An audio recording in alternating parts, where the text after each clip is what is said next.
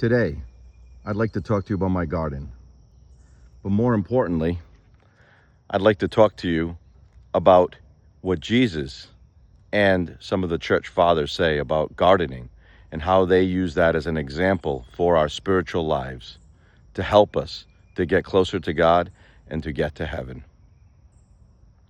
There's so many beautiful examples. Let's first look at the garden, and then we'll turn to some of the examples of Jesus and the saints. My name is Jim Petru, and I'm from North Smithfield, Rhode Island, and I'm so happy to be part of the film festival in 2025. So this is a fig tree. This is a breva fig, which is a very nice fig that is the first crop that grows on a tree. Here's another breva fig, but next to it you can also see the main crop figs, which are the main figs where most of the figs will come from. Right there, the smaller ones. This is another great example of brevas here, you can see, but then also the main crop a little smaller. We have 84 different varieties of fig trees here at my home, and each one is a little different. What they do need, though, is a lot of care and pulling the weeds that come out and making sure that these trees have all the ingredients they need to grow healthy and strong and produce fruit. So you can see here, these weeds are taking away from the nutrition of the tree. So we're going to pull these out right here, see, from the root, so that way they don't grow back. And here's some more fig trees, some more varieties. We love figs in our house with my wife Pilar, my daughter Sophia, and Alex, my son Dimitri, and Josie.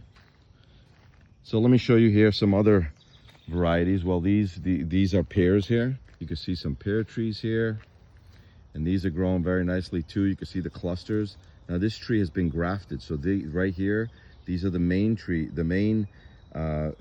the main pears that grow on it, and this is called a seckel pear tree. But then you're going to be fascinated, on the same tree there's a whole different kind of pear. See how these are different? And that's because these have been grafted on, right?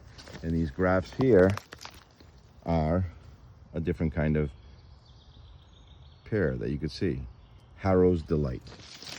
Okay, so another cool, interesting thing that you can do in the garden. Here's some vlita for the Greek people, if you like vlita. Here's the tomatoes. The tomatoes are already growing. You can see here the little baby tomatoes right here.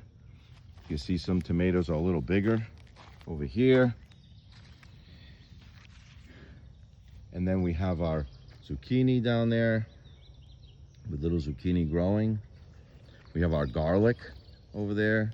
Down below you could see the cucumbers, the beans in the back, more pears.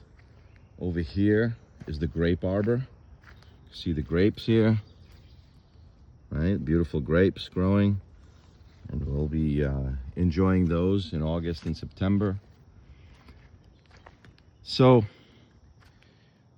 what do the church fathers say about the garden? Well, Saint Paisios, there's a beautiful story of Saint Paisios, who one day was working in the garden, and a monk saw him working and talking, and he said, "What are you doing, Yerunda?" And Saint Paisios replied and said, "Well, I'm confessing the garden." And he said, "Confessing the garden can't talk." And he said, "Well," he said, "what I'm doing," he said, "I'm removing all the weeds and the stones and whatever shouldn't be here, so this garden can be strong. And when I take it out, I'm going to have a strong crop. And that's what I do. That's how I confess my garden." And what he was doing was giving us an example of us removing the weeds and the stones from our lives, so we can have a more powerful spiritual life. And this is what we should be doing, removing the weeds from our life. Here, I wanted to show you some kiwi. These are kiwi right here. You can see those. See them? Those are kiwi. Those are hardy kiwi that grow in New England. So a lot of people don't know that we have kiwi here. They don't have the little hair on them. They're a little smaller, but they're beautiful kiwi that are sweet, very sweet, sweeter than regular kiwi. You can see how many are over there. So, and there's some more kiwi. And then there's another kind of kiwi here. There's two kinds. There's two kind of hardy kiwis. That's one kind. And then this is the other kind here. See it? This is the Anna variety. And the other variety is another name that I can't recall right now, but there's two kinds. We have some beautiful flowers here too. You can see there, these are from the Church of the Annunciation. After Pascha, after 40 days, they give them to any parishioner that wants them. So I took some and planted them, and this is the variety from last year. And some other pretty flowers there. These are very nice too, these lilies here. These are beautiful lilies. These were given to me as a gift when my dad passed, and every year I take them in and then put them back out again, and look how beautiful they are. See that? In memory of my dad. These here are very vibrant. Saint Porphyrios, he said something a little different. Saint Porphyrios said that what's really important for a garden is water. And sometimes we don't need to concentrate so much on the weeds and trying to pull them, but what we need to do is divert the water to the part of the garden that we want to be very healthy. So what does he mean by that? Well, in our lives, we can divert our attention and our efforts and our focus and our priorities towards, that would be the water, towards things that are helpful to our spiritual life, and remove them from things that are not helpful for our spiritual life. In other words, divert the water. And what happens if you don't give water to the weeds? They'll die out because they'll die of thirst, right? They're not getting the attention they need. But then we give our attention to the things that we want to water, and we'll have a more spiritual life that way. And the good crop will grow that way. But what do? We sometimes in our lives water the things we shouldn't water. We give attention and priority to the things in our lives that need least attention. And those could sometimes be bad things, whether it's drugs, or whether it's pornography, or whether it's things that are purely evil.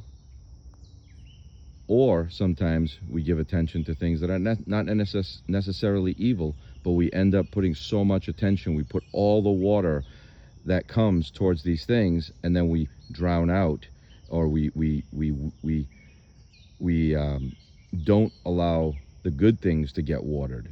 And that would be, for example, if we are constantly watching sports and that becomes a priority for us over going to church, or we have our work to be a priority, or our finances, or even our paperwork, or anything that takes priority over God could be watering the wrong part of our life.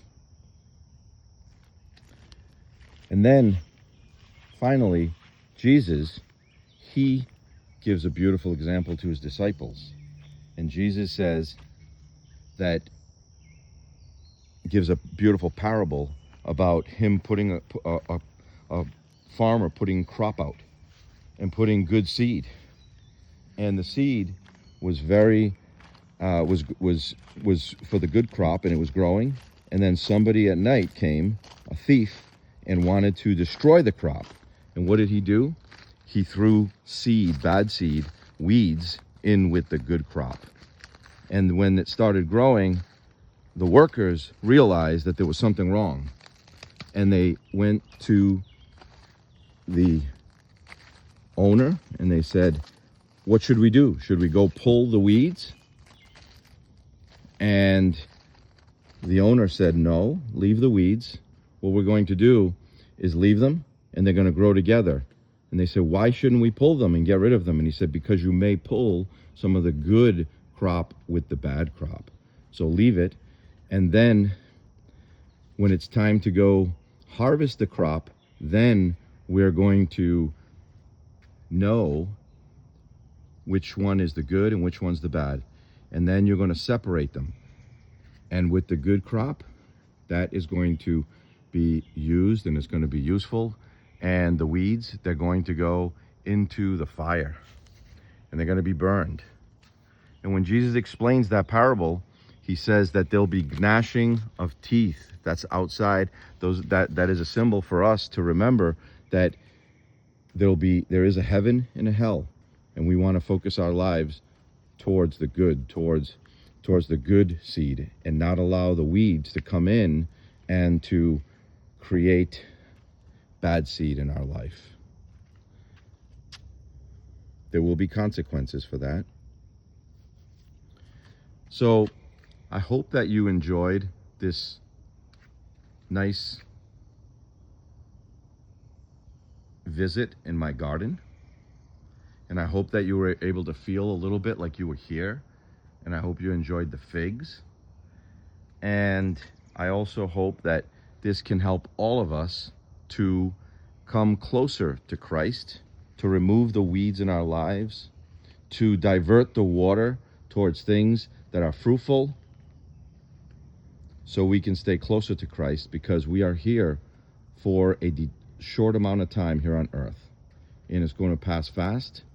We all know people that have passed already, and our time will come. And when it does, we want to make sure that Christ is first in our lives, and that everything else that is not going to help us in our very important meeting with Christ, that we put those things aside and that we put Christ first. Amen.